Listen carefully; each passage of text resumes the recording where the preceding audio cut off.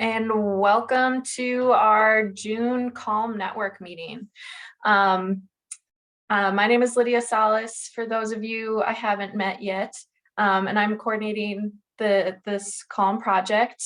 I just want to give a quick reminder if we have any new faces, what this network is and what our goals are. So Comm is a collaborative network focused on increasing collaboration between those who are working on coastal resilience on Wisconsin's Lake Michigan shoreline. So sharing lessons learned, collaborating on projects, giving updates on what's going on in the region and who's working where. And so ultimately, with this network meeting on a regular basis, we are working for increased collaboration and capacity to address coastal hazards. We're working to develop, revise, or adopt local ordinances, plans, and policies. And then also have this regional prioritization of hazards to address through collaborative action. So with that in mind, I want to move on to some poll questions for those who have been participating in the network since March. And for those who are new, we just have a few poll questions to kind of make sure that this network is working for you all, and also to help us do some planning. So Adam, I'm gonna ask you to launch the polls. And so there are 3 questions. You can scroll through and take a look.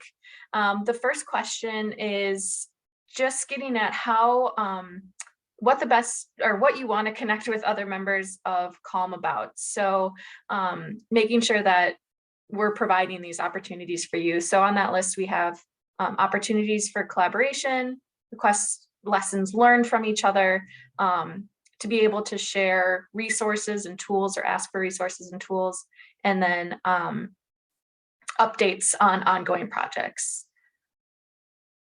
The second question, we'd like to hear from you about how you would prefer to connect with others in the network.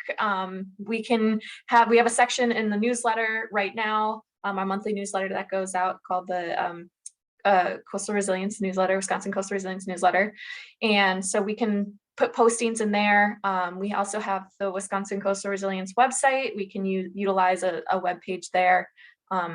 Listservs through a stakeholder directory, presentations like the one we're doing today, or we can even have designated time in the meetings. And then finally, for our late summer, early fall meeting, we're thinking about doing some field trips or workshop opportunities. And so feel free to choose if any of those topics are of interest to you. If you have any other ideas, please throw them in the chat and we'll record them after the meeting. So I'll give you a minute to fill that out. All right. I will close the poll unless someone mentions in the chat, wait, don't close it, don't close it. Going once, going twice, sold. Would you like me to share the results? Yeah, Lydia? let's take a look real quick. So it looks like updates on ongoing projects is something that you're all interested in hearing about. Opportunities for collaboration or sharing tools and resources. That's great. We can do those things and we have some of that for you today. And then it looks like the winner for how to connect with members is through email announcements. So we do have a directory of stakeholders and we can definitely put out announcements through email. And then, all right, site visits, a boat tour, coastal hazard self-assessment for some workshop and field trip ideas. I did see in the chat, Jim and Miles, you guys had some GIS and data stuff in there. So thanks for your responses. We'll take a look at these and that's going to help us moving forward. So with that, I just want to share our agenda for the day. We have a great agenda, and our speakers today are going to be focusing on how planning, even a little bit of zoning and some on-the-ground actions are connected and how you can use those together to build coastal resilience. So first, we have an addition to the agenda. David Hart is going to be looking at addressing coastal hazards and comprehensive and hazard mitigation plans. We have Owens with us to talk about the Ozaukee County Hazard Mitigation Plan. Julie Kinzelman has shared a recording of her presentation about the Samuel Myers Beach Restoration Project. And then after a short break, we're going to hear from Adam Bechle about some products from the Southeastern Wisconsin Coastal Resilience Project and Robyn Fennig about the BRIC funding opportunity. So there will be time for questions after each presenter. So feel free to raise your hand. I'm just gonna have a little reminder here. Feel free to use the raise hand function, type it in the chat. We're happy to have you come off mute and ask your questions. And then while our speakers are presenting, just stay on mute and with your video off. And then when you're during the Q&A period, you can feel free to turn those back on. So up first, we have David Hart. David Hart's the Assistant Director for Extension at Wisconsin Sea Grant, and he'll be starting us off discussing a couple of resources that look at how coastal hazards are addressed in local comprehensive and hazard mitigation plans. So thank you for joining us, David, and just let me know when you'd like me to advance your slides. Sure. Thanks, Lydia. I really appreciate that. So I'm going to be broadly talking about some work that we've done looking at comprehensive and hazard mitigation plans in coastal counties, cities, and villages in Wisconsin. I want to acknowledge that along the way, over the last 6 or 7 years, Professor Brian Ohm at UW-Madison has been a collaborator in this effort, as well as 3 master's students in urban regional planning. Brad Sipple, who graduated back in 2015, Colin Miras, who graduated a year ago, and then Gabriel Wilkins, who's currently working and helping with this project. So Lydia, next slide. So I wanted to start. I've been kind of working in the community planning and natural hazard space for probably in my 4th decade on this. Before I moved to Wisconsin almost 30 years ago, I got my planning degree from the University of New Orleans, and then worked for a consulting firm for a couple of years, worked with a parish, a county equivalent on their coastal zone management plan, and then worked for 7 years for the New Orleans City Planning Commission, where I worked a lot in environmental planning and kind of the hazards that everybody kind of knows that New Orleans faces. And then I've worked over the last 25 years, been on Wisconsin's Coastal Hazards Work Group. And one particular researcher I've really followed a lot over those years is Professor Phil Burke, who has been at the University of North Carolina, Chapel Hill. He left for a while to lead a hazard center at Texas A&M. And he just has this incredibly broad base of research in areas I think that are really relevant to the hazards that we're facing in the Great Lakes, as well as around the country. And his literature, he's a very prolific author of journal articles and books. One of his most highly regarded one is kind of broadly on natural hazard mitigation. But he's also done research on the quality of plans and how the quality of plans help guide sound development. He's also done research on effective plan implementation. What makes plans not sit on shelves and get implemented. And most recently, what he's been doing is looking at how different types of plans interact with one another, and how together, they can really help guide communities to stronger resilience to natural hazards. And so I think, I just want to kind of include this slide in to say, how we plan for our communities can guide how resilient they are to natural hazards. And that's kind of the spirit in which the work that we've been doing here is going forward. So Lydia, you can advance.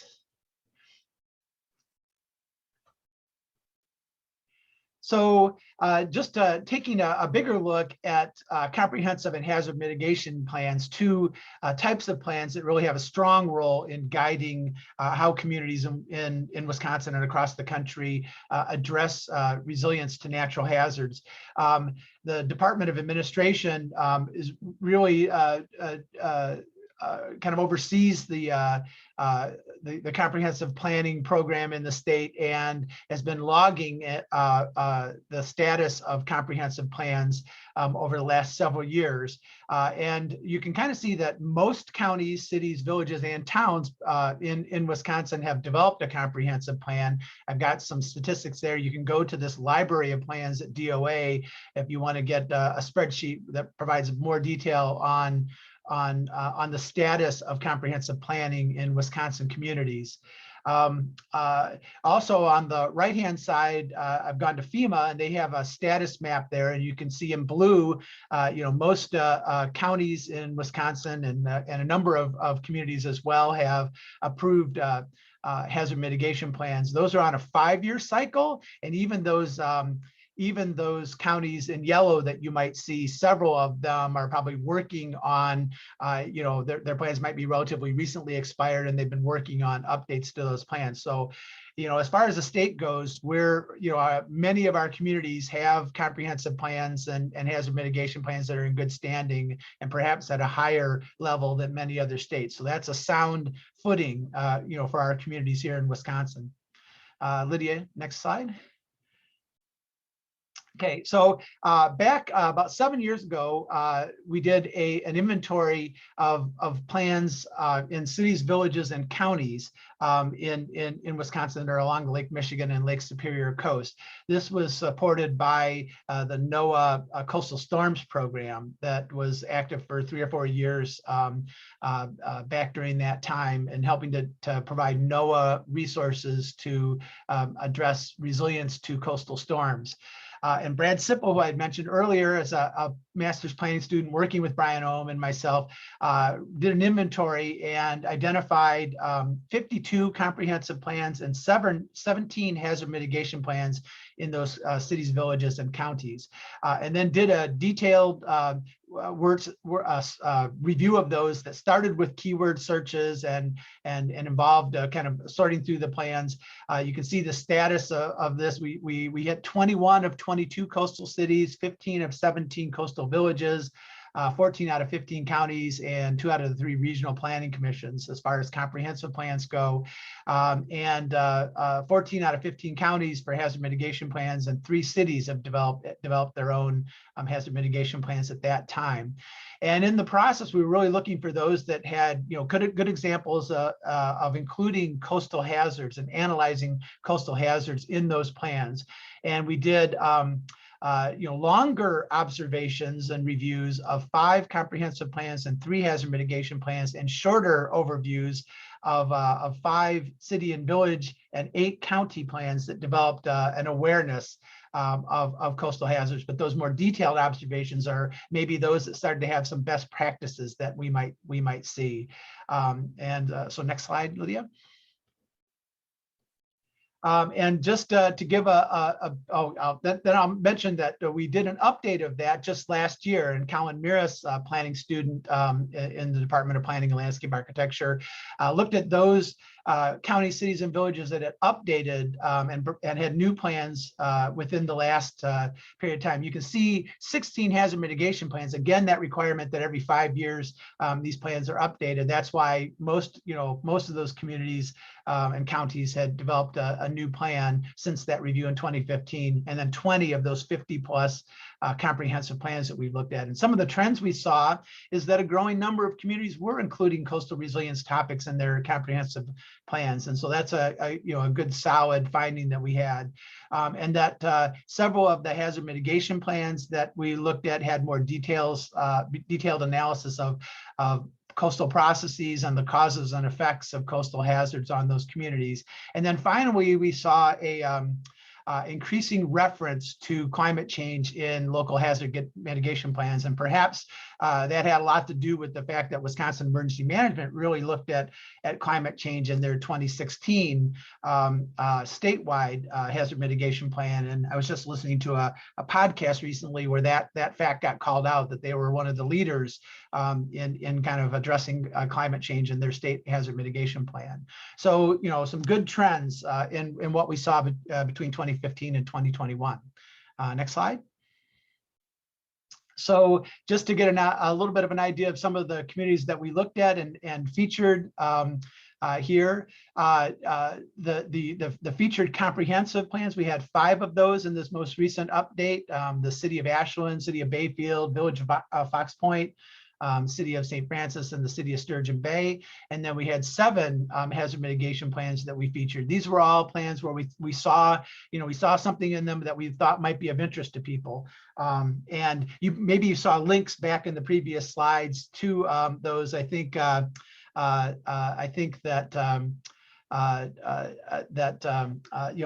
Adam may be throwing some links in and already has. I'm noticing here. I'm most focused on my presentation and not on the chat. Sorry about that. I'll do that when I'm done. I can only do one thing.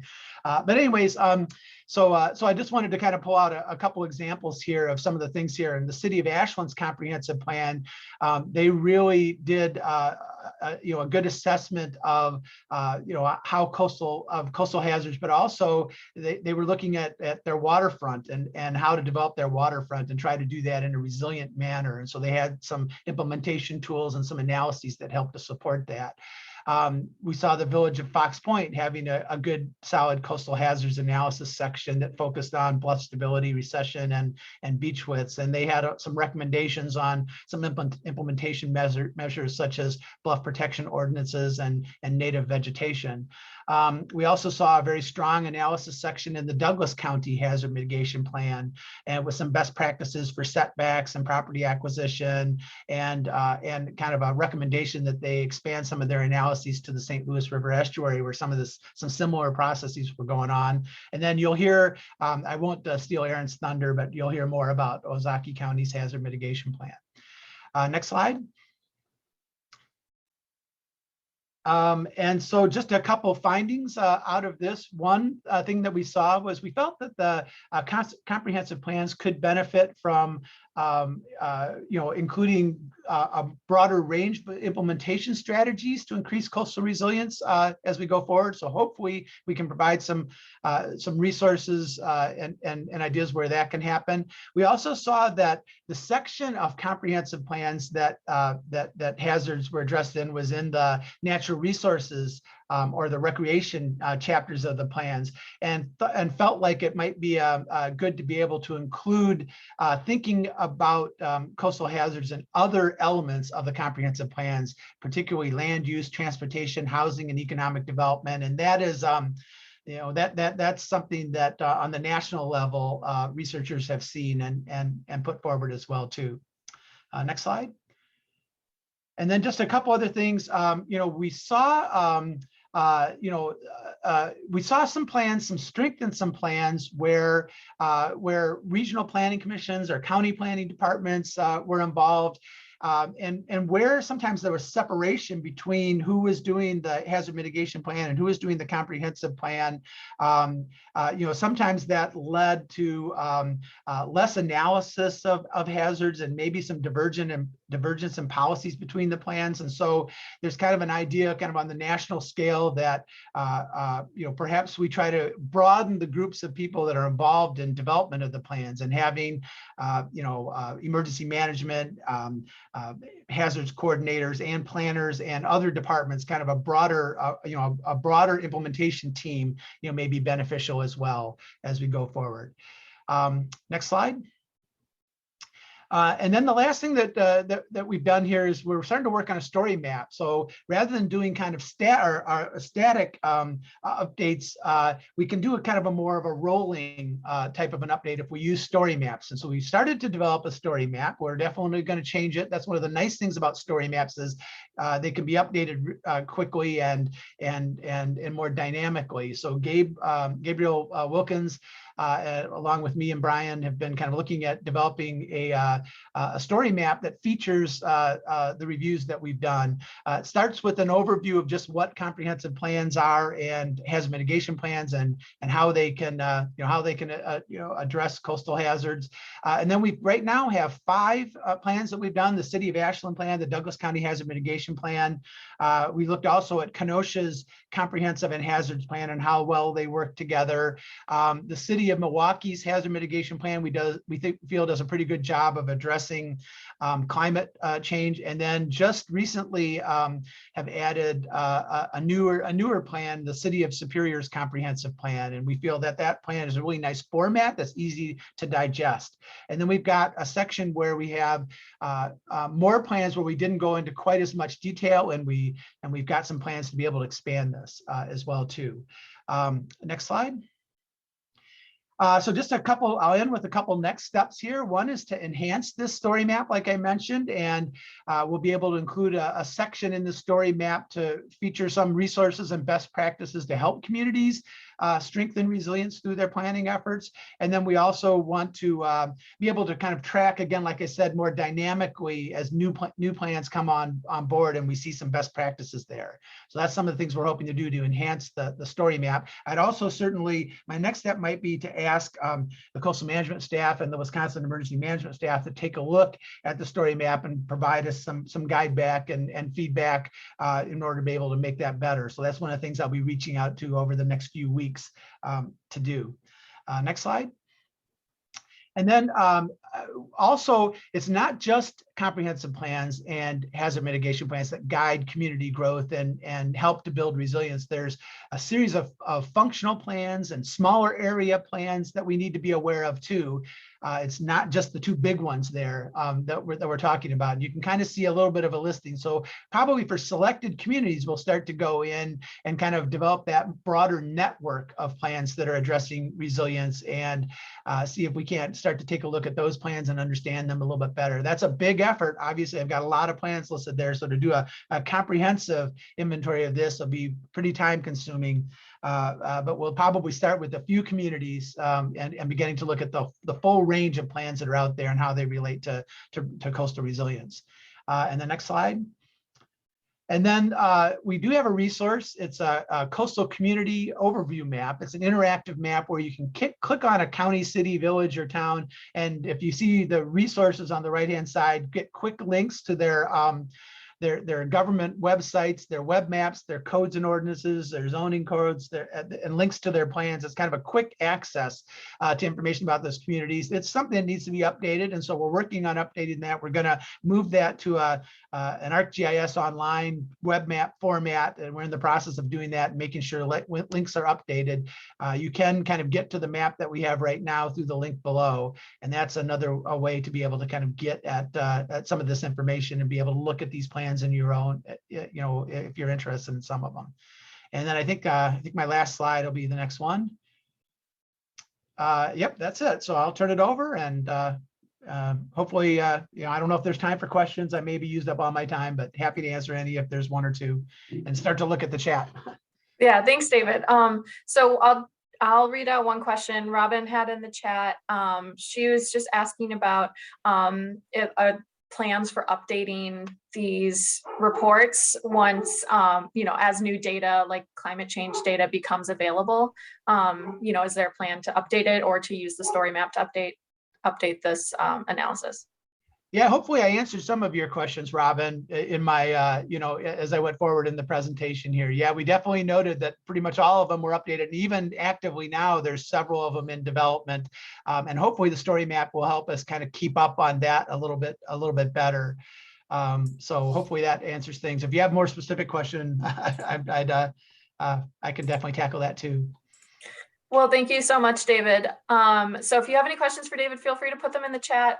Otherwise, you can reach out to him and ask as well. But we're going to move along to our next speaker, Aaron Owens. And Aaron, I'm just going to jump ahead to your presentation here. Aaron is a planner for the Southeastern Wisconsin Regional Planning Commission, or Sewer PAC, and he's going to be speaking to us this morning about the Ozaukee County Hazard Mitigation Plan and how they've incorporated coastal data and analysis of coastal hazards. So Aaron, just let me know when you want me to advance your slides. Okay, thank you, and good morning to everyone, and happy first full day of summer. Thank you, Lydia, for the introduction. As Lydia mentioned, I'm Aaron Owens. I'm a planner with the Southeastern Wisconsin Regional Planning Commission, otherwise known as SEWRPEC. And I was invited to speak today to tell you a little bit about how we incorporated coastal hazards into the Ozaukee County Hazard Mitigation Plan update, which is completed in 2020. You can go to the next slide, please. So very briefly, I want to just lay out the main topics I'll be discussing today. First, I'll provide a very basic background about what hazard mitigation planning is and why we mitigate, and also provide some history of the Ozaukee County hazard mitigation planning effort. Next, we'll get into the assessment on, for Lake Michigan coastal hazards in the county, which basically investigates the coastal conditions of the county. And I'll discuss some of the sources of information that we use to do the assessment. And then I'll briefly touch on the hazard mitigation goals and objectives that we developed for the plan, and then their relationship to other planning efforts in the county. And then finally, I'll present some hazard mitigation strategies that were developed for the plan, and also some of the selected priority mitigation measures. Next slide, please. So what is hazard mitigation? Well, FEMA has a definition for mitigation as any sustained action taken to eliminate or reduce long-term risk to human life and property. So hazard mitigation focuses on really reducing impacts of hazards before they happen. And hazard mitigation is not emergency response, it's not crisis management, and it's not disaster preparation and recovery. I'll also note, and David mentioned this, that communities must have a FEMA approved hazard mitigation plan that's updated and reviewed every 5 years in order to be eligible for certain federal funding programs for hazard mitigation. Next slide. So why do we mitigate? Well, first of all, disasters cost society a ton of money, and state and federal aid for disasters is really insufficient to make communities whole again after the hazards have impacted them. So a common figure that the feds like to use for every $1 spent on mitigation, there's typically $6 that are saved in future costs. So that's why we mitigate. Mitigation also helps to promote more disaster resilient communities and helps to end the continuous cycle of disasters occurring, disaster response and recovery. And then also hopefully mitigation planning helps to foster partnerships among all levels of government and also non-government entities. Next slide. Okay, so a quick background on Ozaukee County and the history of the previous hazard mitigation plans developed in prior efforts. First of all, there's 27 miles of Lake Michigan shoreline in the county, and that includes 6 local coastal units of government, including the county itself, the cities of Mequon, Port Washington, the village of Belgium, and the towns of Belgium, Grafton, and Port Washington. The original hazard plan was completed for the county in 2008, but that was mostly focused on flood mitigation. The first update was completed by a consultant for the county in 2013, and that was when it was developed more as an all hazards plan, so adding other hazard analysis to the mitigation plan, including a brief section on Lake Michigan coastal hazards. And then in 2017, the county asked SEWRPEC to lead an effort to prepare the next update to the hazard mitigation plan, which it was coming due at the time. And so the basic components for a typical hazard mitigation plan include analysis of a basic inventory of the study area first. Then we do an analysis of the hazard conditions and risk assessment for each selected hazard. Goals and objectives for the hazard mitigation planning program are developed. And then we develop the mitigation strategies and select the priority mitigation measures. And then finally, we also usually have a chapter on how the plan should be implemented how it should be maintained and how it should be adopted. So while when this update process began, the first step was to form a local planning team to help steer the project and to provide local knowledge and also to review draft chapters as they're completed. So that local planning team decided on 9 different hazard types that the plan would focus on. One of those hazard types being Lake Michigan coastal hazards, which I'll obviously be focusing on today. But it's important to understand that hazard mitigation plans profile many different hazard types. So they're not necessarily meant to be extremely detailed in analysis or in recommended projects. For coastal hazards, for example, the aim is really to kind of assess the general historical conditions, provide past hazard events, or provide information on past hazard events in the county, and hopefully highlight areas in the county that may be more vulnerable to impacts from these hazards, and then provide general strategies that if implemented would help to reduce the impacts of coastal hazards. Next slide. Okay, so the first step in analyzing the coastal hazards for the mitigation plan was to review and provide a synopsis of all available inventories and past studies. And that review included summaries of land use inventories to assess land uses along the coast. That one of those maps is shown here in the center of the screen. Also, it's obviously important to include the historical Lake Michigan water levels and lake fluctuations. And so we included that in the plan. We also summarized historical studies such as the 1977 Wisconsin Coastal Management Study, which was on shoreline and coastal or shoreline erosion and bluff stability. And then we summarized also a 1997 report by both SewerPEC and Coastal Management that analyzed shoreline recession and bluff stability in the Southeast region. And we also included a review of some newer studies, such as the 2015 integrated assessment on water level variability, which included Southern Ozaukee County in its study area. Next slide, please. So the assessment of coastal hazard conditions for the hazard mitigation plan focused really on 3 types of Lake Michigan coastal hazards. And those included erosion of coastal bluffs and beaches. We also assessed coastal flooding and damage and failure to shoreline protection structures. Next slide. So right about the time when this hazard mitigation project was getting started, the Southeast Wisconsin Coastal Resilience Project was also getting underway. And we at SewerPEC were lucky enough to be a small part of that project. So being part of that project really came at the right time, as it allowed us to get a better grasp of the coastal issues in our region and made us aware of the enormous amount of information and tools that were available related to coastal conditions in our region. And so the project organized a community of practice that met a couple times a year to share experiences, tools, and resources. We also helped communities identify vulnerabilities and local resilience opportunities. And the project even funded some small grants for resilience studies in the region.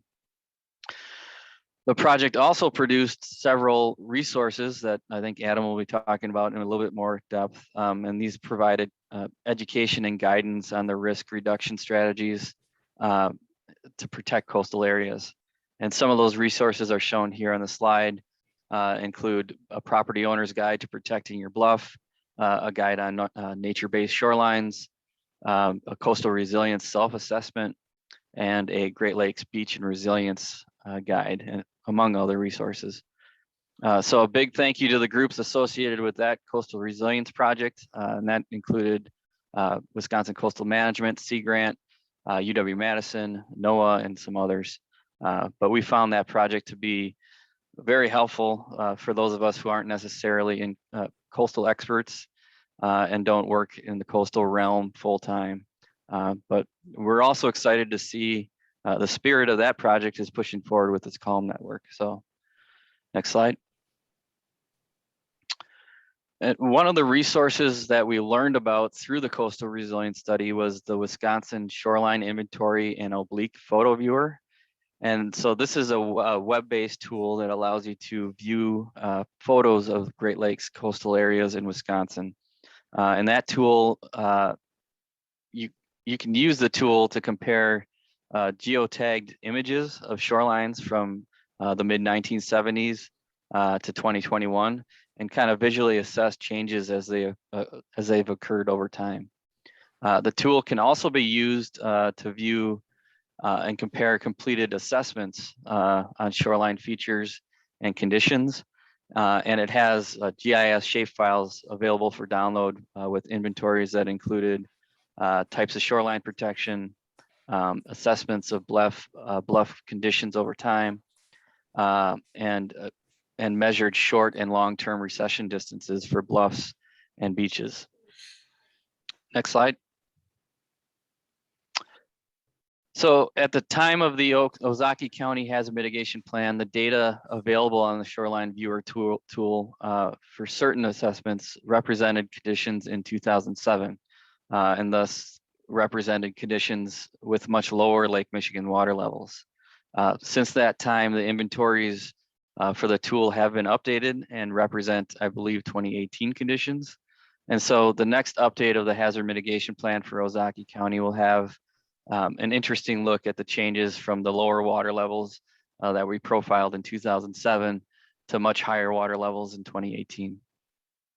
I don't really have time to go into the detailed findings for Ozaukee County, but I just want to give you kind of an idea of the types of data that we're able to use from the tool to assess the coastal conditions for the county.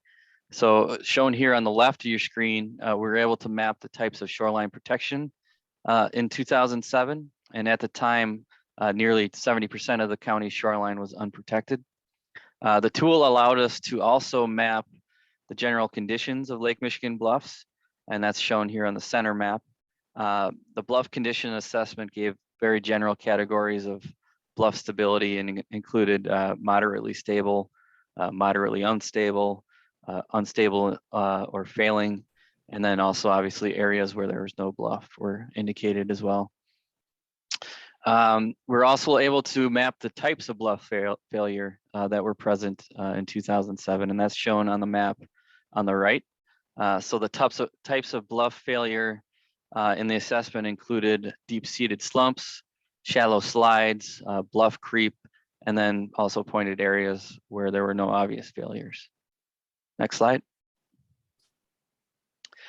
A more recent analysis conducted by the UW-Madison Coastal Sustainability Laboratory is also available on the Shoreline Viewer tool.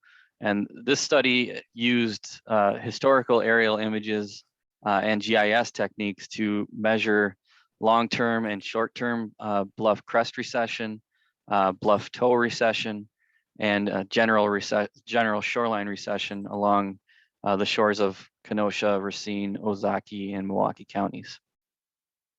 And so this recession analysis can provide useful insights into the historic migration of the Lake Michigan coast over time. And this analysis can potentially give us insights into how bluffs have responded to historical environmental changes and also potentially human actions over that specific time. So the map on the left here shows long-term bluff crest recession, and the map on the right shows long-term bluff toe recession. And this long-term period was a 59-year period between 1956 and 2015. Next slide. So here we see maps developed for the short-term period for bluff crest recession on the left and bluff toe recession on the right. And this is for, like I said, a shorter time period, a 20-year period between 1995 and 2015. So we can compare these maps and to the long-term maps to potentially determine when bluff recessions occurred and maybe even infer what may have led to those bluff recessions. Next slide. So up in the northern part of the county, there are no bluffs present, and the shoreline is made up of low-lying beaches with some small sand dune ridges. And so in this map on the left side of your screen, we show areas that experienced beach loss during this assessment period. We were also able to analyze potential for building flood damage in these low-lying coastal areas of the county. And that's shown here on the map on the right side. Here we examined the existing FEMA floodplain maps, and we determined buildings that were within the 1% annual probability flood hazard areas of Lake Michigan. And the areas shown here in the red outline on the map represent the 92 parcels and 116 structures that were estimated to be within that flood hazard area. And we estimated that if a 100-year coastal flood event occurred, these structures could sustain about $2 million worth of damage. I should note that, and some of you probably are already aware, FEMA has recently completed preliminary flood maps with coastal V zones. This was completed after our hazard mitigation plan for Ozaukee County. These new velocity zones or V zones represent areas along the coast that are subject to inundation by the 1% probability flood and the additional hazards of that are associated with wave run up. And so these new flood hazard areas will change how flood insurance is approached in these coastal areas.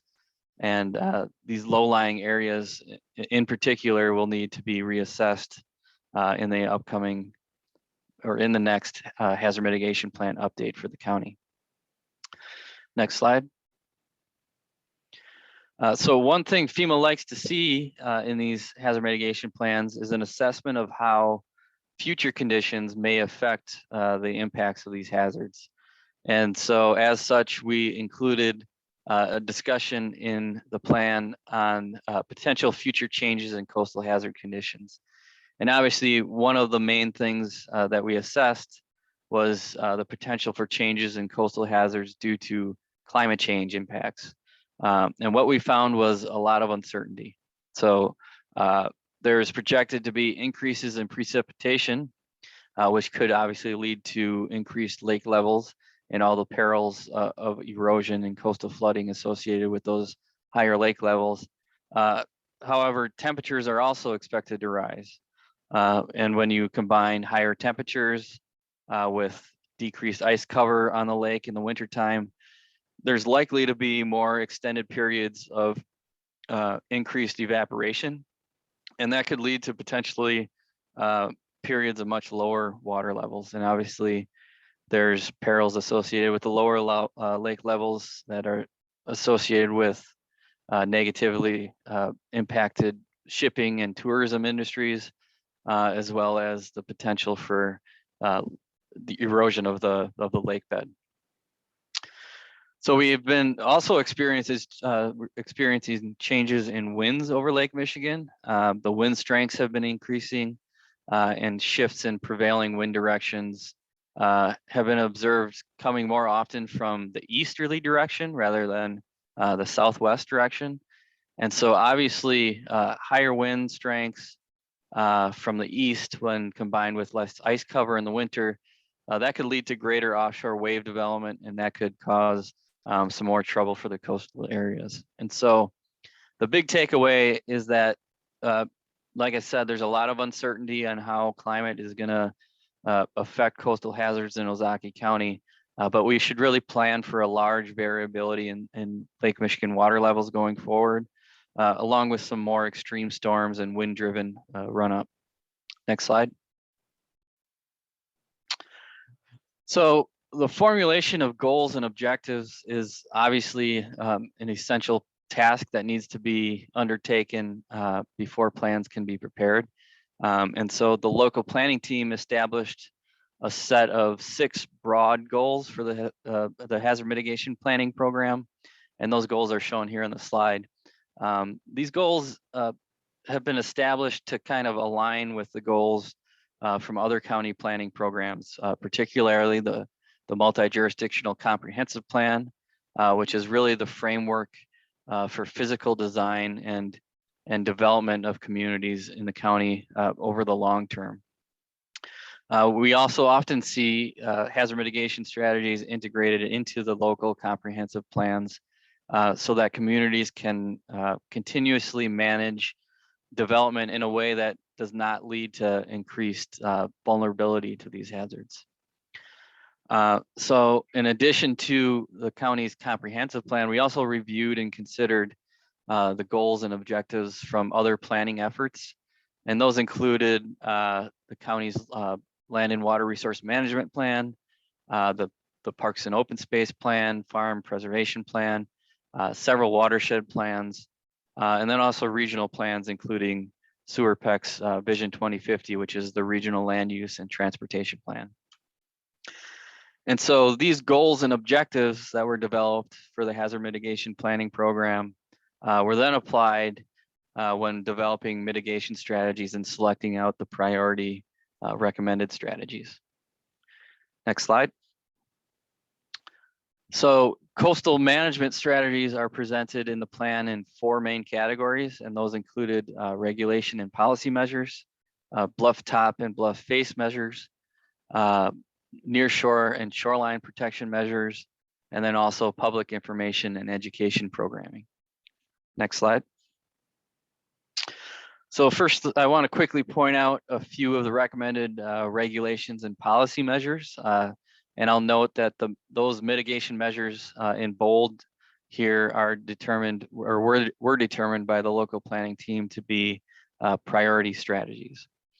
So a general recommendation to continue to participate in FEMA's flood insurance program and in the development of Lake Michigan coastal V flood hazard zones is obviously crucial. Also, develop and enforce consistent county and municipal regulations and policies related to setbacks for new development. And this includes shoreline erosion protection, bluff stabilizations, coastal ravine measures. We also stressed to continue to work with Wisconsin Coastal Management and UW grant to re-examine zoning ordinances and regulations as that becomes necessary, potentially with higher lake levels and such. And then the last item is to continue to participate in the Southeast Wisconsin Coastal Resilience Project meetings. Obviously, this is a bit dated as this plan was published in 2020.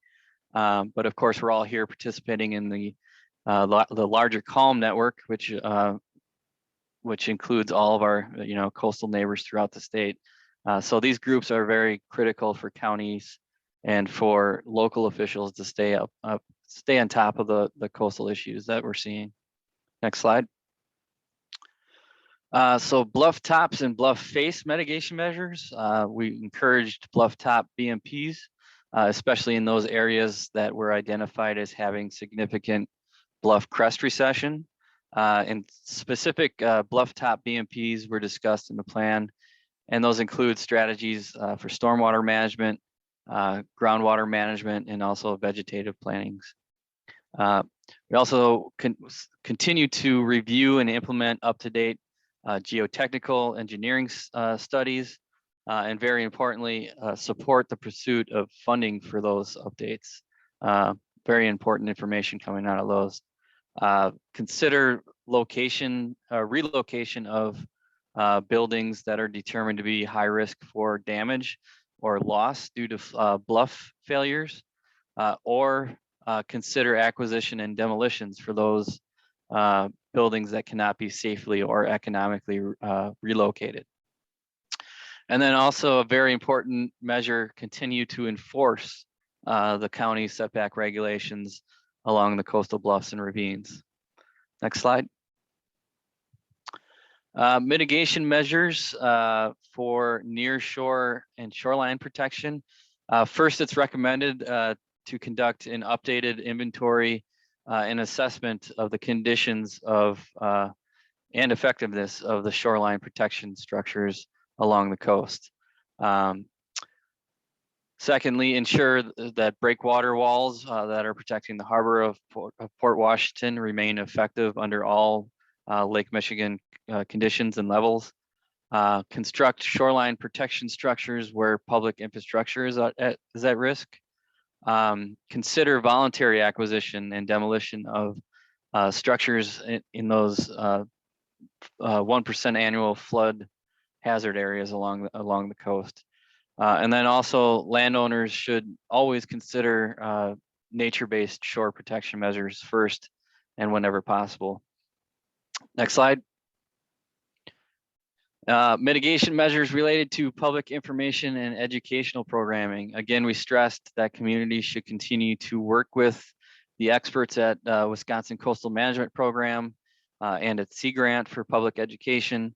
We should also continue to promote awareness of flood insurance for residents in those low-lying coastal areas. And that's going to be even more important as these coastal V zones become effective in the near future. Next slide. Very quickly, I just wanted to show this table to point out that for each mitigation measure that we proposed, we provided very basic information on the current status of implementation.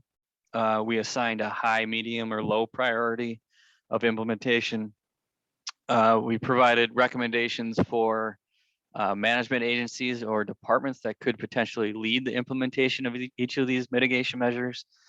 And then as a starting point, we also provided a very large table of funding programs that could potentially fund each of the mitigation measures.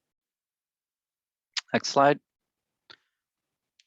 And so I just really wanted to acknowledge several people and groups quickly. First and foremost, Megan Shedevy, who's a planner here at SewerPEC and who led the update for the Ozaukee County Hazard Mitigation Plan and was the lead author of the plan. Laura Herrick is our chief environmental engineer. She also participated in the throughout the process. Scott Zeigler, who's the emergency management or the emergency manager for Ozaukee County, led the effort for the county's effort for the plan. I also like to thank the entire Ozaukee County local planning team for their time and input. A special thanks to Wisconsin Coastal Management and specifically Adam Bechle, who took the time to review our analysis on coastal hazards and our proposed mitigation measures for this plan back when it was in draft form. And then finally, I'd like to thank again the Wisconsin or Southeast Wisconsin Coastal Resilience Project team for sharing your knowledge and also the knowledge that that's continuing through this Comm network.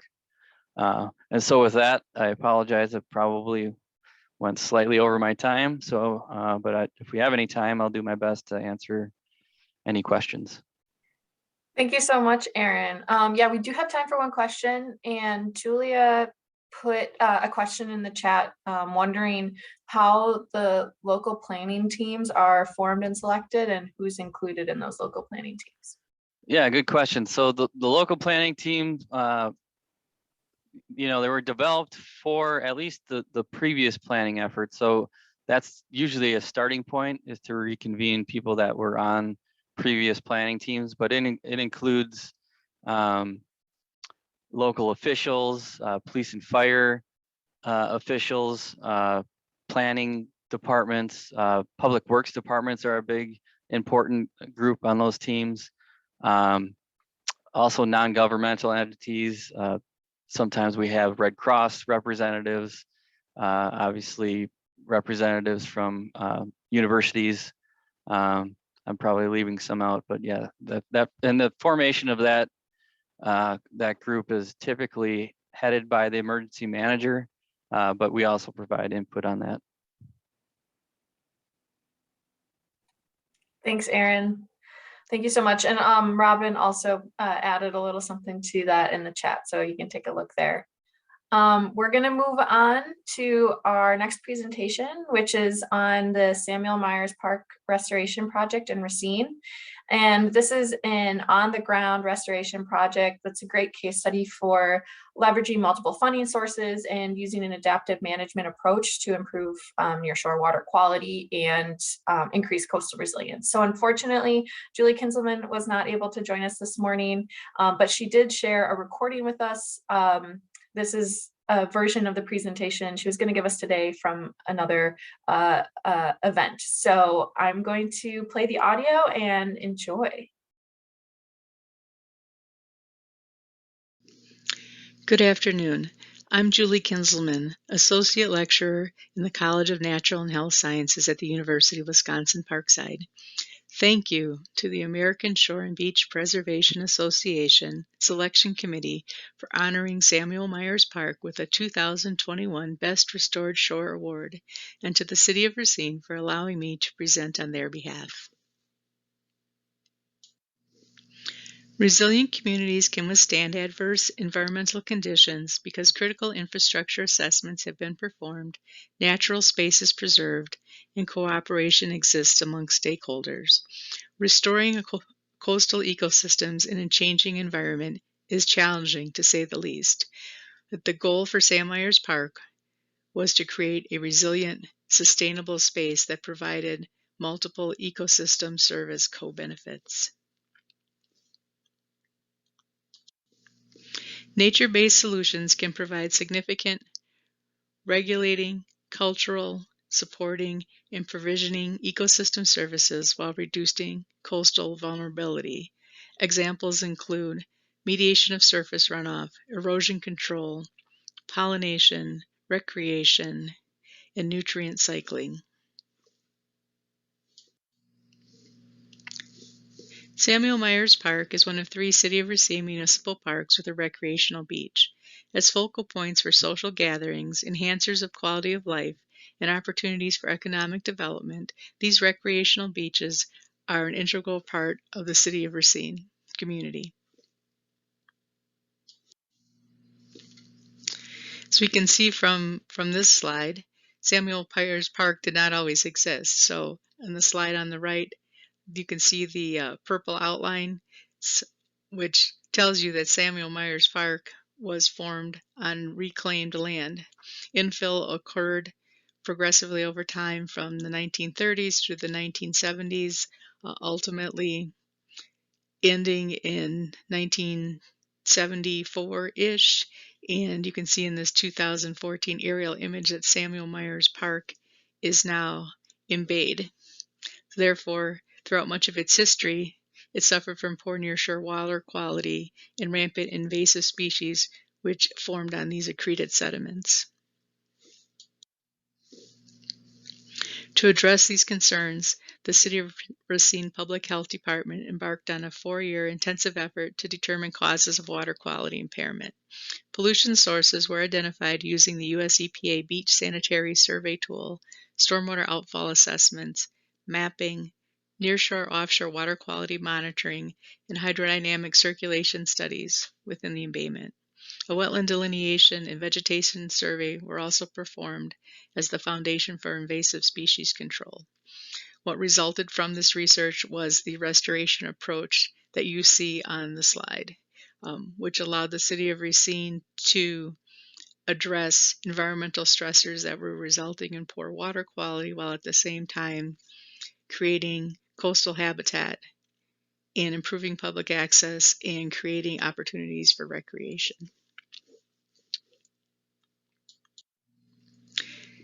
An 11-phase plan allowed the City of Racine to identify multiple funding streams to actualize ecosystem service co-benefits. The primary purpose was to improve recreational water quality, with the secondary purposes of creating habitat and enhancing public access. The intent was to create the opportunity to implement nature-based solutions in concert with traditional gray infrastructure when and where feasible.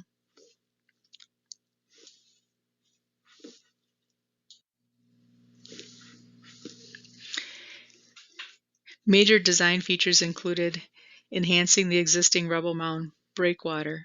The height of the existing rubble mound breakwater structure was increased to prevent overtopping of waves, which had resulted in shoreline erosion.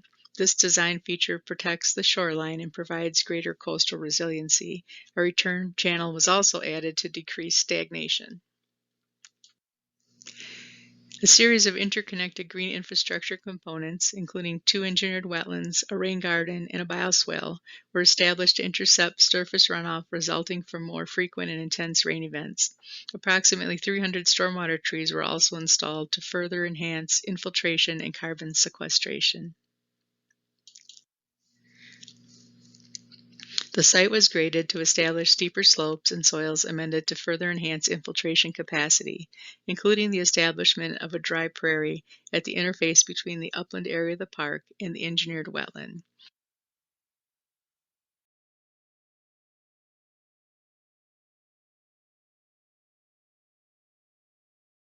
In the upper image, you can see the beginnings of the west constructed wetland in the foreground and the dry prairie in the background, and the lower image shows the site at maturity.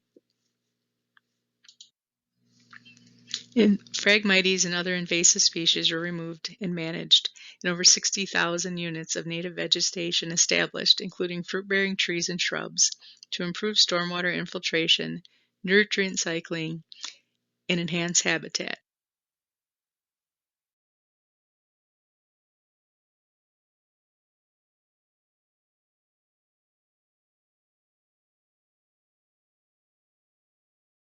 Inclusive of pollinator gardens. So you can see in the image on the left that the Phragmites came almost to the shoreline, and the wetland that you see on the right was completely occluded. In fact, the neighbors commented that where did all the water come from on the site? And then you can see in the little red spot A that that's the existent Phragmites as of 2019 as opposed to what was there in 2014. Areas of turf grass in the upland area of the park were also reimagined as sedge meadows to increase stormwater capture, infiltration, and increase habitat. A bioswale was added to capture and redirect impervious surface runoff from vehicular access points, and a 4,500 square foot rain garden was added. Public access, both asphalt and permeable boardwalk paths, and passive active use recreational areas, including benches and a scenic overlook, were created throughout the site. A gazebo and a picnic area that double as outdoor classroom space were also added.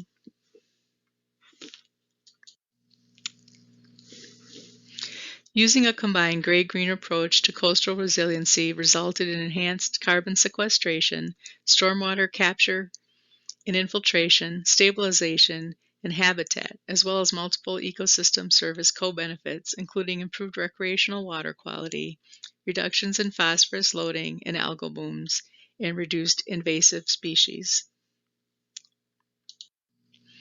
A decades-long swim ban was removed in 2018, and Samuel Myers Park had only 3 recreational water quality advisories in 2019, which equates to 3% of the available swim days versus the 18% or more that occurred prior to restoration. As of 2019, over 60,000 units of native vegetation have been placed. As a result, the site supports a diverse range of migratory and resident wildlife. In 2019, Samuel Myers Park was also proposed as critical species habitat by the Southeast Wisconsin Regional Planning Commission. Invasive species coverage was less than 20% in all years monitored since restoration began, and the original Phragmites infestation has been reduced by 95%. Native herbaceous plant coverage was greater than 80% in the east constructed wetland and 75% in the west constructed wetland in 2019. The sand prairie offers aesthetic appeal, additional habitat, as well as infiltrating direct surface runoff from the upland area of the park. Samuel Myers Park also received Monarch Way Station certification in 2017. In addition to the over 60,000 units of native vegetation, 289 additional trees representing 23 species have been installed at Sam Myers Park since 2016. Trees infiltrate stormwater, sequester carbon, and reduce urban heat island effects, which is critical for urban dwellers without air conditioning or other means of cooling. Benefits from upland stormwater tree plantation are noteworthy and will produce appreciable differences in non-infiltrated precipitation. For example, an additional 1,579 to 2,474 cubic meters of incident stormwater will be infiltrated annually based on tree growth alone. In addition, the amount of carbon sequestered from this 11-acre park will be equivalent to removing approximately 3.5 cars from the road at tree maturity, a climate-associated target. Protection of natural resources includes ensuring that there are safe, freely accessible recreational outlets that are conducive to the physical activity of both youth and adults, meeting multiple priority areas for the community, including combating chronic disease, improving environmental health, and physical activity. Creating spaces for passive and active recreation at Samuel Myers Park helps to address these critical public health issues. And since restoration, utilization of the park by the public has increased. Since restoration, Samuel Myers Park has become the #2 birding site in Racine County, with 22 new species of migratory birds observed since 2016. Coastal risk management is more than just protection against erosion, inundation, flooding, and other hazards. It serves as a continuous feedback loop to reduce or avoid states of vulnerability through review of past and current practices, gauging their effectiveness at providing a proactive response to changing weather and climatic patterns, i.e., adaptive management. The goal was to create coastal resilience at Samuel Myers Park, which doesn't mean that damages will never occur. And in fact, damage did occur as a result of a January 2020 storm event. However, the damage would have been much worse without the protection afforded by the naturalized shoreline. And working through the disaster recovery process, we're happy to say that FEMA funds will be awarded to restore Samuel Myers Park to pre-disaster conditions and provide mitigation as needed. The cost of restoring Samuel Myers Park, including the investigative process, was over $1.2 million, of which $85,000 was targeted towards the research component and approximately $1.2 million towards the restoration. Of this, approximately $1 million were grants, $76,000 capital improvement funding, $64,000 in donations, $50,000 in in-kind services, $35,000 in revenue, and about $12,800 in tax levy. So as you can see, the least amount was tax levy dollars. So this was not a publicly supported project on the backs of the citizens of Racine, but rather a cooperative effort between the Public Health Department, who was the primary grant writing agency, and the community, businesses, and citizens who stepped up as stakeholders to help make this critical project happen. Any of the individuals listed on this slide would be happy to answer further questions about this project, should you have them.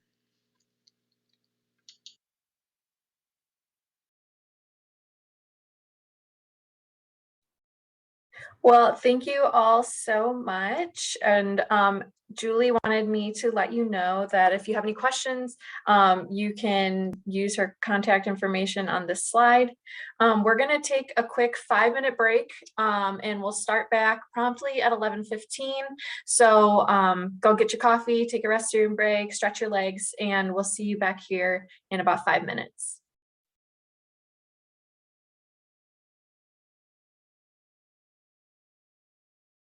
The recording here.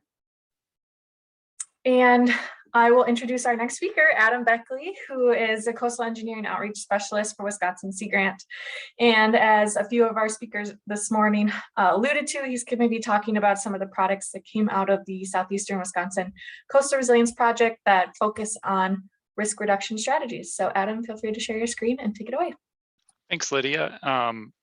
And I am going to turn my video off because I'm getting a message of network bandwidth low. But before I do that,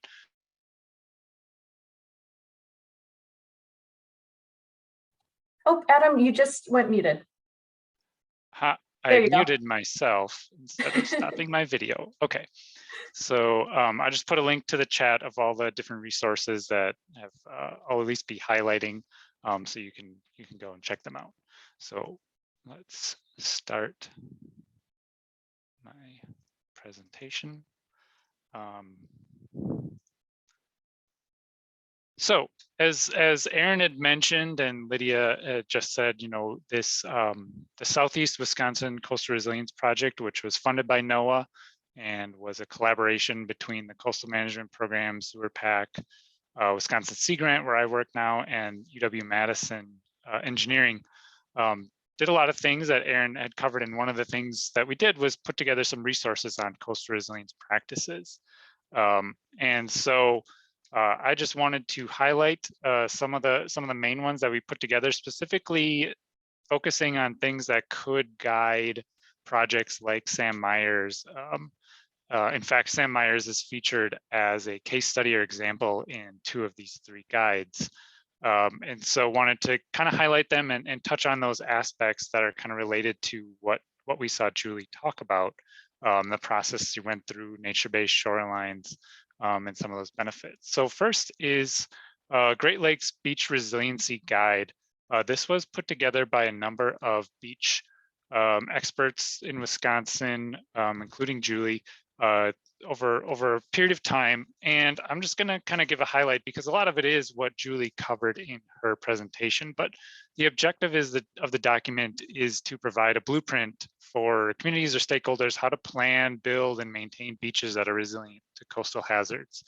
And one of the kind of hallmarks that we built in there was something Julie mentioned, which is the process of adaptive management to these dynamic coastal beaches and projects, where there is a resilient space is going to be adaptively managed and have to deal with hazards, but getting to a point where you can recover from a major event like Sam Myers did instead of be decimated by it. So that's sort of illustrated in this process here of learning, setting goals and planning, implementing the project, kind of monitoring and evaluating, and then when something happens that you have to adjust to, kind of cycling through that process again. So the link is available in the chat, and there is a nice written case study of Sam Myers going through this process to complement Julie's presentation. The next one I'm going to spend the most time on is our nature-based shoreline options for the Great Lakes coasts. And Julie alluded to nature-based solutions and elements being an important part of Sam Myers restoration. And so I'd like to first acknowledge the main authors on this, Brianna Shea, who was an undergraduate student, and Gene Clark, who was the coastal engineering outreach specialist at Wisconsin Sea Grant until he retired. But the definition of nature-based shorelines we used were nature-based shorelines use or mimic natural features to stabilize the coast. And so what does that look like? Well, there's been some information out there, kind of this green to gray spectrum of shore protection. This is from the Army Corps of Engineers, where this is really primarily targeted for the ocean coasts, but where we move from sort of greener, softer techniques that are vegetation based over to this other end of the spectrum, the gray, harder techniques using stone, using concrete. And so it's not sort of a binary, you're either green or you're gray, but like Julie said, there can be hybrid solutions in between. So sort of on the green end, it goes by a number of names. We chose nature-based shorelines, but you may hear living shorelines, coastal green infrastructure, natural and nature-based features. And then on the gray end, coastal structures, hard armoring, gray infrastructure, things like that. So what are some of the benefits to sort of incorporating nature-based shorelines? Julie, again, hit on a lot of them: habitat creation, water quality improvements, the ability to use hybrid approaches to sort of customize or tune a solution to the site conditions, while including some of these elements, aesthetic enhancements possible, Public access may be easier. And in some cases, not all, costs may be lower than a conventional structure. So you can see some of those benefits in this comparison of an old steel sheet pile wall that has been replaced with a nature-based shoreline. Easier to access the shore, obviously, much nicer to look at for most folks, and habitat creation there as well. But they're not without their challenges. In the Great Lakes, we have a lot of high wave energy coasts along our Great Lakes, and specifically the Wisconsin section of Lake Michigan. In addition to the high wave energy, we have ice impacts to contend with, as well as pretty substantial water level fluctuations over 6 feet from record high to record low. So that makes it sort of, every nature-based option is not suitable everywhere. A lot of people like to say you can't just plant daisies on the beach and expect it to stabilize your shoreline. We also have a short growing season. Things, when we incorporate vegetation, have different maintenance needs, like invasive species management. And sort of a big one in the Great Lakes that motivated producing this guide was there are kind of emerging practices in the Great Lakes. They've been more defined on the ocean coasts, and they're sort of developing and being piloted and implemented in the Great Lakes, sort of less so than on the ocean coasts. So we did want to sort of, as a goal of this guide, sort of give a first idea of what are the types of options that might be suitable in the Great Lakes environment, and then kind of an idea of where they might be suitable and what you might expect with them. So the summary up front is we came up with 6 different types of nature-based shorelines that are suitable in the Great Lakes, and we kind of took a broad definition of incorporating natural or nature-based elements. And we sort of assessed them for things like environmental benefits, the wave energy environment they might be suitable for, what types of coastal slopes from sort of shallow to very steep eroding slopes, generally kind of relative to each other, what their costs might be, and maintenance requirements. So this graphic is sort of our summary graphic. It's sort of a lot to take in. So I'm going to go through each one of these types briefly just to kind of explain what they are. And you'll see on the bottom here, ecologically enhanced hard armoring, we use Sam Myers as our case study, and I'll kind of explain why. So kind of the first and most green method is vegetation. So that's native vegetation planted on the shore to reinforce sediments with roots. That vegetation can also dissipate some wave energy and slow runoff and wind, which can also cause erosion on our shorelines. Again, these are generally can't handle a lot of wave energy. They're sort of our lower wave energy solutions, but they can be mixed and matched with other options and incorporated. The case study we included was at Bradford Beach in Milwaukee, Wisconsin, where they installed vegetated bioswales to address water quality, and also stabilizing dune vegetation to keep sort of wind and overtopping erosion down from sort of filling in that bioswale and things like that. Not necessarily designed to take a ton of direct wave energy, but again, to slow some of those other erosive processes, maybe conversely to lining this with riprap or something like that. Nourishment, which is the placement of clean sediment, often sand, on beaches, dunes, or in nearshore waters to replace sand that's been lost or to build new dunes. And so oftentimes that looks like sand being placed in some sort of initial profile, kind of from the construction phase, and then the waves and winds will sort that out into a profile that's more suitable to that environment. Kind of the waves will tell you where the sand wants to be. This is often viewed as sort of sacrificial sand because unless you stop that original erosion process, the waves will continue to move that sand around. But it does give you that the benefit of having sand or dunes there. Sort of the wave energy environment is variable depending on how much sand you have and how it's designed. Our case study here was Blue Harbor Beach in Sheboygan. And this was an interesting case because obviously if you see from this picture, it's not all sand here. So when the resort was built, they built a rock revetment following kind of my cursor here, but then buried a lot of it with sand and sort of built a dune environment. This was a picture from 2012. And recently when the water levels came up, a lot of that sand got eroded away, leaving that revetment sort of as a backstop against erosion.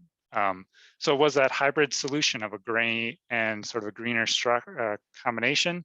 If it was just left as a revetment to begin with, there would have been many years where this sort of sandy dune environment just was not an amenity and habitat and something to be enjoyed by folks walking along the shoreline. And again, perhaps it has to be renourished, or natural processes can put some of that sand back. And moving to slope stabilization, this is regrading or reinforcing an eroding or failing bluff, bank, or dune to give a stable slope, which will give vegetation a chance to establish.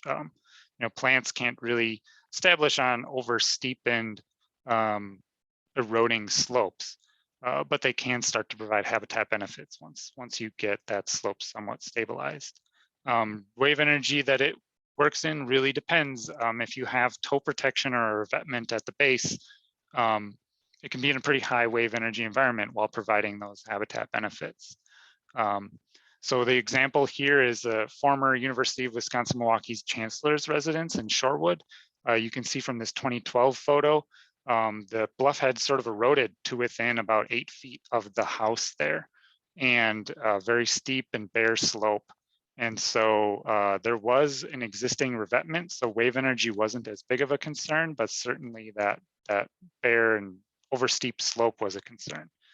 There wasn't a lot of room to maybe cut this slope back to a stable slope, a less steep slope. So the option that was chosen was a retaining wall, but not just like a wood or concrete retaining wall. They used a vegetated retaining wall, which you can kind of see from this picture, but a closer zoom up. This was sort of bags of geotextile fabric planted with healthy native vegetation that provides that slope stability, but also a lot of those nature-based benefits, while also protecting the home. Edging is the placement of some sort of material, core logs, wood, stones at the toe of a shoreline to prevent some erosion, take a little bit of wave energy and allow vegetation to establish. You'll kind of see in this rating, again, it's not going to take full on Lake Michigan waves, but there may be environments where this is appropriate to really help establish vegetated and nature-based shoreline. The example here is Shoreline Park in Sandusky, Ohio. It's a sort of protected embayment on Lake Erie, but there was enough wave energy before the project that there was sort of a bare eroded area. Geese were a big problem, just being able to walk to this grassed area and loaf around. So what they did was use this edging of core logs to revegetate that shoreline, take a little bit of that wave energy, and it's been a much more pleasant shoreline as opposed to riprapping. And the geese loafing has really been cut down because they can't just walk right through that dense vegetation. Moving up in wave energy, sill is a low profile structure located in the water that's just off the shoreline that can dissipate some wave energy and create an area of protected marsh. So this is not a huge breakwater sticking out of the water 10 feet. It's kind of built pretty close to the water line, can handle a little bit more wave energy, but again, maybe not the most aggressive solution for high wave energy coasts. And the example, I showed this picture before from Marysville, Michigan. This is on the St. Clair River, where the steel sheet pile wall was replaced by this sort of rock and then vegetated marsh and then some rock edging to take some of the wave energy. That their problem there is really ship waves that can create pretty large waves on the river there. This was at low water, and then this is the sill at high water. You can see it's much more submerged. This initial layer of rocks providing some wave breaking energy, the vegetation providing a little bit more, and then backstopped by this kind of stone edging. So you can really see those different nature-based elements coming together and working together as a hybrid solution to really give a naturalized shoreline. And then the final category we we came up with was sort of ecologically enhanced hard armoring. So this is a bit of a broad category, but vegetation, textured surfaces, some other features that are added to conventional hard armored structures to give habitat and other benefits. So some examples would be one of those larger offshore breakwaters, but then utilizing the fact that your wave energy is getting sort of broken by the breakwater to incorporate some nature-based elements, vegetated marsh, some smaller stones for habitat. And then when we're dealing with revetments, there's been studies shown that fish abundance and diversity is much higher along armored shorelines where they're well vegetated behind it compared to, say, just gravel or a parking lot or something like that, because it does provide some of that habitat connectivity, gives a place for bugs to live and things like that, that fish may, you know, they fly over the water, fish may eat. So there's definite habitat benefits to that. This is where the case study that we chose was Sam Myers Park, because as Julie really explained, you know, there was that existing breakwater, they reinforced it, and that really gave them the ability to start addressing this marsh area behind it, eradicate the Phragmites, and kind of do some confident restoration and really make it a functioning ecosystem with a number of other nature-based elements. But without that breakwater there, this wouldn't be that shoreline that could handle that sort of environment. So again, we have this summary of all of these 6 types, and sort of hopefully gives an idea sort of in the planning phase of maybe if you're thinking of incorporating nature-based elements, what might be suitable in a given environment, considering things like wave energy and some examples to see how those play out in practice. And then the last guide I'm going to quickly overview is the Property Owner's Guide to Protecting Your Bluff. The objective of this guide was to help users, homeowners, assess kind of obvious signs of bluff stability issues, and then think through management practices that could sort of enhance bluff stability. And one of the things I want to highlight here is Sewer Pack provided a list of vegetation that would be suitable for enhancing Lake Michigan bluff stability for the Sewer Pack region, but certainly could be adaptable up the coast as those plants you know, are suitable and survivable in some of our more northern environments. So Lydia was the chief author on this, but also Gene Clark, Julian Nordyke at Sea Grant, Tierney Bosky, and Dan Carter, who was with Sewer Pack when he worked through the vegetation list. So real quick, again, identifying visual indicators maybe of bluff stability issues, cracks in your bluff, trees leaning over the edge, water flowing, concentrating and flowing down the bluff and causing erosion. Providing some good visual pictures of what that might look like. And then visual rich list of practices. So on the bluff top, you know, making sure you maintain healthy vegetation, establishing a view shed instead of clear cutting your bluff, and then a well vegetated buffer to the shoreline can be really important. Working down to the bluff face and bluff toe, again, some signs and indicators that there may be issues. An eroding bluff slope that has signs of water erosion, toe erosion, or wetland plants in the middle of your bluff, showing you maybe you have some issues with groundwater, which can destabilize the bluff. Again, practices focusing on establishing healthy vegetation, and if necessary, what does toe protection, a good revetment design look like? It's not just a dump of random boulders and stuff. There's engineering behind it, and when you work with a contractor, what are the things that one should look for? So again, I overviewed that real quickly. That information's in the guide, but I wanted to highlight this Appendix A, which is selecting suitable vegetation for enhancing Lake Michigan coastal bluff stability.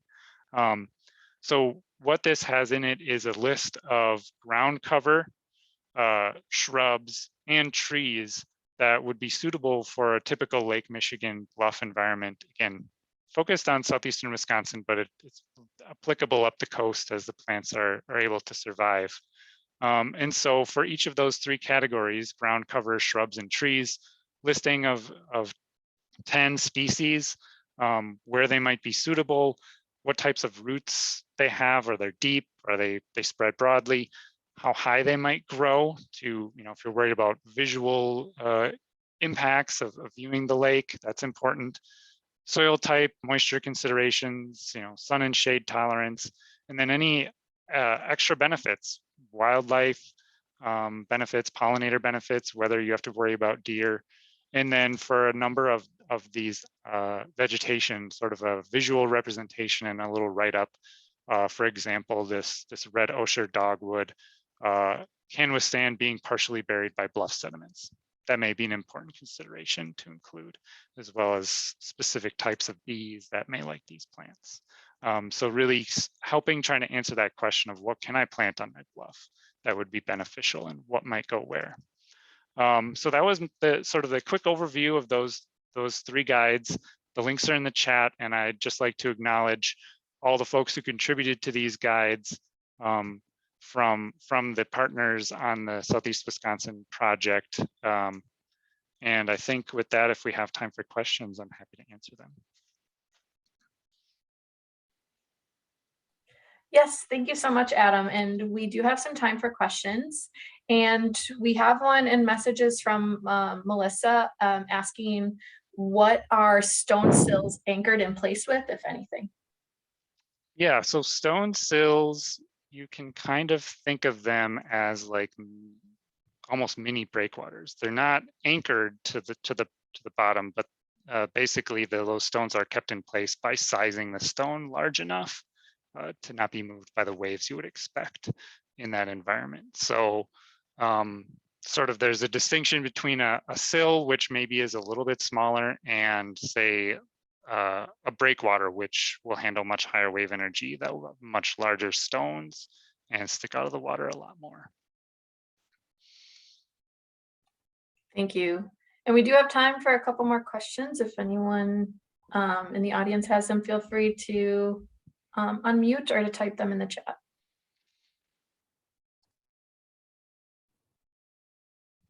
Hi, this is Melissa. Can you hear me? Yes, we can. Yep. I was wondering if you would be able to send out Dr. Julia's presentation separately, or if this whole recording is going to be sent out. This whole recording is going to be shared, so Julie's presentation will be included. Okay.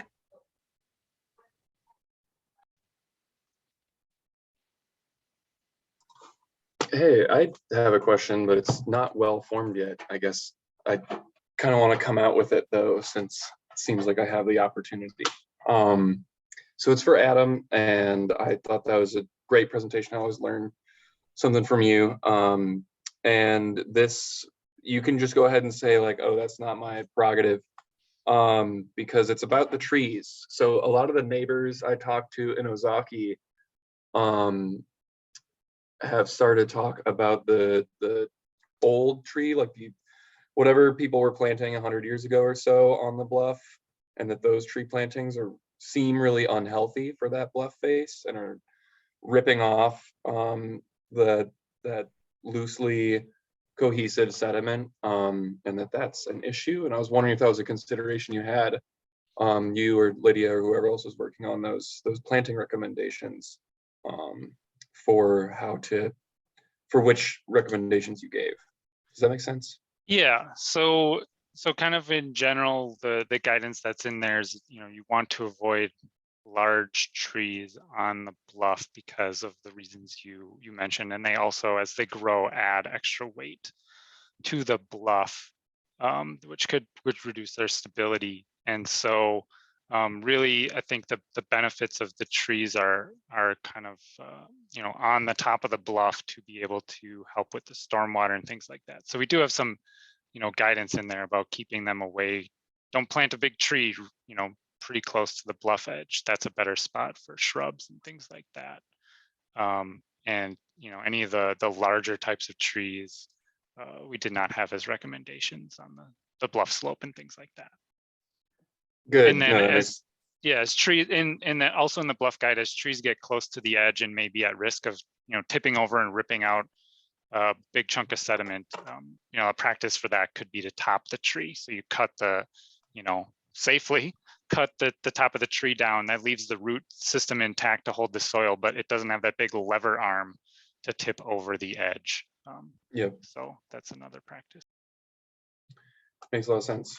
Thank you. Thanks. And I think we can take one more question. We have one in the chat about asking if there's permitting mechanisms specific for living shorelines. And Adam, I don't know if you can answer this or if there. So I'm not aware of a specific mechanism for living shorelines. That is probably another challenge that I didn't put on the slide, is just as emerging techniques, you know, they're finding the folks to do the type of work, engineers to design it, as well as, you know, it's less precedent or, you know, less common solution in permitting. So I don't, at a present, I don't think there's a specific permitting mechanism for living shorelines. There have been, certainly on the ocean coast, states that have started, you know, a different mechanism for living shorelines. So at present, no. Great, thank you.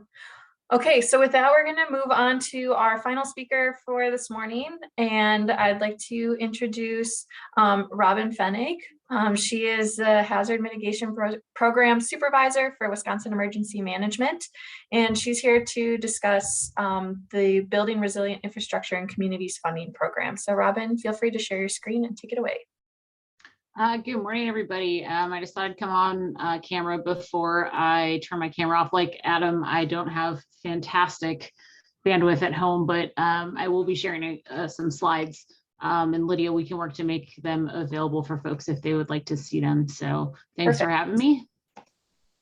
And I'm going to share my screen. Oops, I can't do that. Lydia, it says that I can't share. Oh, we can make you a host real quick, I think. No worries. Let me Should be good now.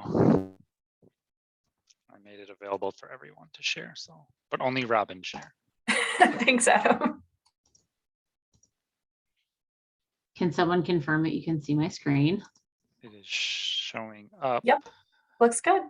Awesome, thank you. Okay, so today I'm just going to talk a little bit about a couple opportunities coming up for the FEMA hazard mitigation grants. Like Lydia said, I'm the program supervisor for hazard mitigation programs at Wisconsin Emergency Management. Let's see. Okay, so generally, I mean, Aaron did a good job introducing what hazard mitigation is, so I won't like belabor the point, but realistically, we're looking at long-term risk reduction to life and property. And specifically, like Aaron mentioned, we're looking to do it ideally before a disaster takes place, but we can realistically do mitigation at any time in the disaster cycle. We find that it's also a really nice, timely opportunity to incorporate mitigation into, you know, disaster recovery and kind of early response actions, especially in flood disasters. Generally speaking, at WEM, how we help with that, we help oversee various programs that ideally, again, reduce that long-term risk and helping them implement some strategies that reduce long-term risk and impacts to natural hazards. Specifically, the FEMA hazard mitigation grants can be used focused only on natural hazards. So we can't do things for, you know, man-made or technological hazards, with the exception of like dam safety or dam-related flooding. At WEM, we also oversee state level planning and implementation of our state plan. Generally speaking, if we having an approved state hazard mitigation plan every 5 years makes us eligible to apply for disaster recovery grants through the FEMA Public Assistance Program, as well as the FEMA hazard mitigation grants, of which there are several. We also help manage grants that reduce the long-term risk to communities in the form of planning grants, project grants, and project scoping and planning related activities. We'll talk a little bit about that in a couple minutes. And we also participate in interagency groups and try to facilitate connections for state agencies and local communities to make sure that they're getting the best data, the best practices that they need to help implement some of these risk reduction strategies locally. We administer 4 different hazard mitigation assistance grants. One of them, the one on the bottom, the pre-disaster mitigation grant, ended in 2019, but Congress has resurrected it in a certain format I'll talk about at the end of the presentation. Our 3 main HMA grants are the Hazard Mitigation Grant Program, which is available following federally declared disaster. So we do have to have a disaster declaration that is declared in the state in order to receive HMGP funding.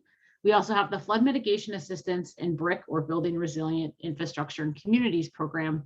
Those two are national competitions that are available annually, and Congress has to explicitly appropriate funding for FMA, whereas the BRIC program is automatically funded every year following the Disaster Recovery Reform Act of 2018. So those are the four main HMA grant programs that we manage at WEM. There is an additional HMA grant, but we have not received any wildfire type grants in the state of Wisconsin. So we don't have access to that funding source. But if we were to get a wildfire grant, we would also have an additional funding opportunity for wildfire mitigation. Like Aaron said, the National Institute on Building Sciences updated a 2012 report in 2019 that highlighted kind of the cost savings associated with enacting hazard mitigation. We specifically at WEM really care about the research that they've done on federal grants that highlights that $6 is saved for every dollar spent on mitigation in federal grants, and that's across FEMA, EDA, and HUD, specifically doing a lot of residential flood mitigation across those three federal agencies, but FEMA also does engage in the wildfire and earthquake space as well. The riverine flood grants, though, are the best cost savings across all of those federal grants. So we do a lot of buyouts, a lot of infrastructure related grants, and that's kind of where we get that 6-to-1 cost savings figure. So we all know, I mean, that generally speaking in Wisconsin, that our climate's getting warmer and wetter. Wiki first published their initial report in 2011 and updated that report in 2021, which actually was very timely for us because last year in December, we completed our 5-year update of our state hazard mitigation plan. As I've tried to mention in the chat, we do include a pretty robust section on climate change. We actually had a faculty member at UW-Whitewater who teaches a hazards class help us out with our hazard mitigation plan update.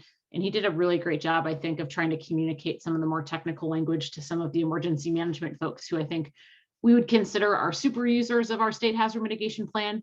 And the folks who are updating their county and tribal mitigation plans, really pulling information from our state hazard mitigation plan. So we not only have like a climate change section, but we also try to incorporate discussion on climate change and climate change data for each and every natural hazard. So even in comparison to the 2016 plan, we have a much more robust discussion and inclusion of climate change into our state planning efforts at WEM. I did throw those links up on the slides. So those are available. Right now, our state plan is kind of a static PDF document, if you will. The section that you're most interested in is in Appendix A, the threat, hazard, identification, and risk assessment. We're the only state, to my knowledge, that combines our THIRA and stakeholder preparedness report process with our risk assessment for our mitigation plan. And so we're trying to tie mitigation into other planning efforts that the emergency management community in the state is engaged in, specifically through the THIRA and other types of threat and hazard identification processes. Okay, so what does that mean for the Great Lakes, I guess? So according to a study published in 2020 by the Environmental Law and Policy Center, I think it was in conjunction with the Chicago Council on Global Affairs, the Great Lakes Basin has warmed more over the last 30 years than the rest of the contiguous United States, which to me is what is really interesting because it obviously aligns with some of the wiki data pointing to that 20% increase in annual precipitation from 1950 to 2020 across the southern half of the state. And it's also worth noting that the Great Lakes Basin as a whole is used to experiencing precipitation that's well distributed throughout the year. But according to the wiki data and other regional data that we've evaluated through our state planning process, we're definitely seeing the highest increases in winter and fall, and some increases in the spring, but albeit they're much smaller. Kind of the shifting of that hydrological cycle in the Lake Michigan Basin increases the risks and impacts associated with coastal erosion, storms, and flooding. And even though expected lake levels, even through all of those expected cyclical changes of lake levels, we're generally anticipating an increase in extreme precipitation and frequency of coastal storms, seeing a decrease in soil moisture storage and a decrease of lake ice. And that obviously impacts our coastal erosion processes in many communities across Lake Michigan. And as a result, we're seeing across Wisconsin communities a large increase in inquiries for our federal grant programs in really resiliency focused grants. So there's actually a few different types of non-project grants even that we're seeing increase interest in. On the slide right now, we have some planning related activities. So it was really nice that we had Dave and Aaron both talking about that local planning, that mitigation planning process. We do fund updates for all 72 counties and 11 federally recognized tribal nations. But on top of that, we can also fund grants that focus on doing, specific types of planning. So in Black Earth Creek, following the 2018 flooding disaster, the Capital Area Regional Planning Commission is actually kind of coming to an end of a cool green infrastructure plan that they're working on for Cross Plains, Black Earth, and Mazamani, as well as the townships in that watershed. And Sauk County is also doing a hazardous analysis that's focused on incorporating climate change and trying to understand, how flooding footprints and depths are going to change. Well, within including some of the hazard or some of the wiki related precipitation data. Monroe County is actually doing a plan integration grant right now where they're taking their county hazard mitigation plan and better incorporating some of the recommendations and mitigation strategy items into their comprehensive planning, capital improvement planning, and other planning mechanisms in their county. We also saw our first watershed plan that's really looking at how flood risk is going to be changing over time. So we can fund grants that kind of take the hazard mitigation plan and link it to other planning initiatives or do more in-depth planning type analyses for local communities. We also can fund what are called advanced assistance grants. They're kind of these grants that help collect data, do studies, or help prioritize mitigation actions in a community.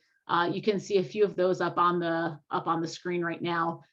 Everything from fluvial erosion modeling to doing microgrid and energy feasibility analyses. We're just seeing a lot of communities trying to collect data to see, can they fund mitigation projects with resiliency as the big focus, and how can we give them the data or the processes that they need to get there. Plus, we did, with the Disaster Recovery Reform Act in 2018, Congress created the Building Resilient Infrastructure and Communities Grant Program, or the BRIC program. Like I mentioned, unlike the non-disaster grants previous, this is something that Congress doesn't have to, pass a spending bill or allocate every fiscal year. So this is an automatic calculation of 6% of the previous year's disaster expenses. So we're looking at the Public Assistance Program, Individual Assistance, and Hazard Mitigation Grant Program, taking 6% of that year's funding and then automatically funding grants that are focused on resilient infrastructure, community lifelines, and enhancing resiliency at the local level. They also created an additional type of an additional type of grant that's related to the grants that I was just had on the previous slide that essentially help communities scope future projects and build their local capacity. We actually haven't funded any of these type of capability and capacity building projects yet, but that's something that we're trying to do some proactive outreach on to try to get our hands wet, or our hands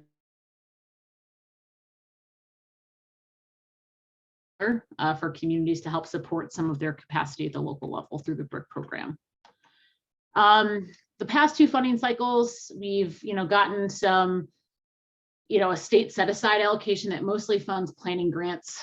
In 2021, in fiscal year 2021, we had an increase in the amount of funding that we had, so we were able to fund one project. But largely speaking, the BRIC program is a national annual competition.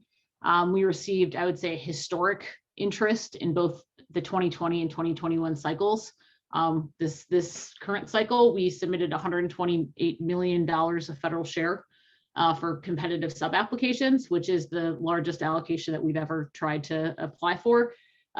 Based on a few issues in the scoring and ranking of the national competition, we did not have any of the nationally competitive grant applications from FY20 selected. We don't know about the FY21 cycle. Either way, there's some of the scoring criteria that kind of go against us in the state of Wisconsin.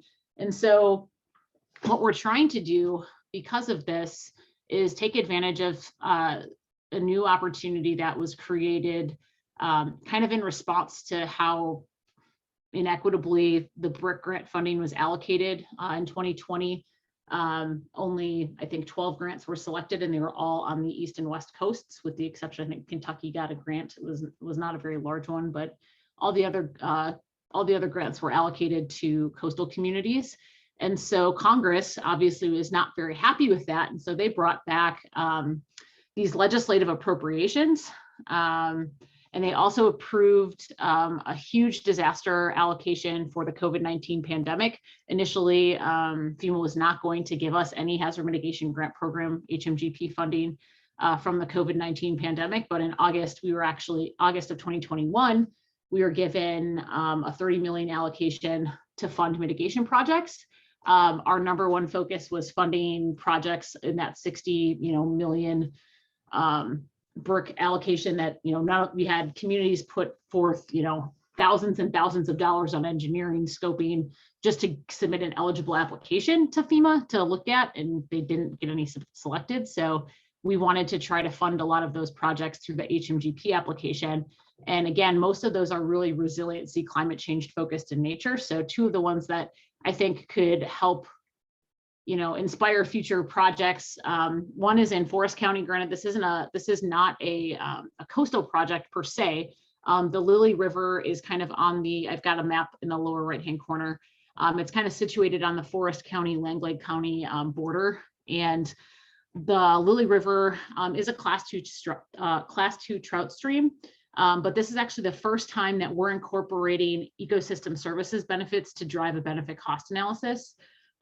Which is really, it's taking advantage of this new policy in FEMA. So we're very much able to try to fund mitigation measures that really do enhance ecosystem service benefits, which is really awesome. That could mean a lot of things for some of the projects that Adam was just talking about, especially if we're going to start incorporating some of those kind of green-gray infrastructure type projects. So it makes me feel really excited that we're learning how to develop that capacity within the state of Wisconsin, so that when coastal communities, take advantage of some of the funding out there, we know how to deal with that and how to support their sub-applications. So this is kind of a way that we're linking some of the work that Adam was just presenting on to some of the FEMA grants. So we're building that capacity, and we're ready to support if coastal communities want to engage in that green infrastructure space. We can incorporate additional benefits into their eligibility for FEMA grants. And then we're also funding a project in Sheboygan. It's to protect some of their wastewater infrastructure that's already being exposed to the Lake Michigan coastal processes, flooding, and coastal storms. You can kind of see why the project might be needed. The one photo on the right-hand side is kind of looking south towards the wastewater treatment plant. There's a wastewater interceptor that's essentially very difficult for the city of Sheboygan to access just because of the increase in erosion from the coastal storms in the past few years, and obviously the high lake levels. So they're looking to do some mitigation protection to make their wastewater system more resilient. So that's awesome, because I think the way that this project is designed, it will help withstand a variety of lake level changes and fluctuations. So that's something that's in the works too. So we are seeing that increase in mitigation requests from coastal communities specifically. Where I see coastal communities being particularly effective, FEMA did bring back this legislative appropriation, or the legislative PDM program. And so congressional and Senate appropriations, depending on who your local elected or your federal officials are, you may be able to help leverage some mitigation and get some funding for your projects. Right now, we've had two that have been selected, one in the city of Elroy, which is obviously not a coastal community, but the village of Mount Pleasant is, I think, of that 2.19 million, their project accounts for about 1.7 of that 2.19 million allocation. And they're doing coastal protection on Lake Park. They had a pretty big bluff failure there, and it shouldn't come as a surprise to anyone based on our knowledge of the area. So what exactly is it? So essentially, after the BRIC program, after communities submit their BRIC applications, we've had folks at the federal level reach out to us if we've had any eligible mitigation projects that weren't funded, so that they could submit them for an appropriation inclusion.